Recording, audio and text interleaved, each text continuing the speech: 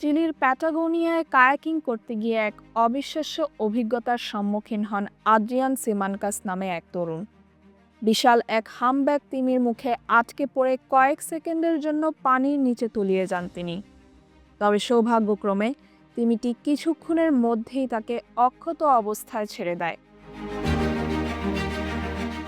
স্থানীয় সময় শনিবার এ ঘটনা ঘটে।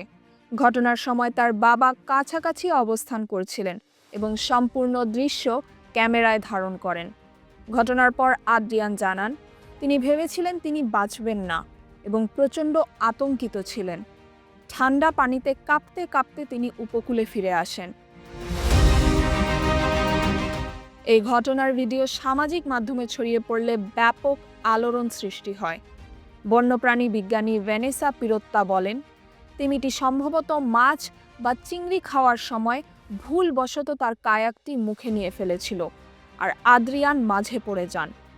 বন্যপ্রাণী বিশেষজ্ঞরা নিশ্চিত করেছেন যে হাম্পব্যাক তিমিরা সাধারণত মানুষের উপর আক্রমণ করে না, তবে পানি যখন খুব ঠান্ডা থাকে তখন কখনো কখনো এই ধরনের ঘটনা ঘটে। তাহমিনা রহমান, হাফসা, ঢাকা ওয়েস্ট।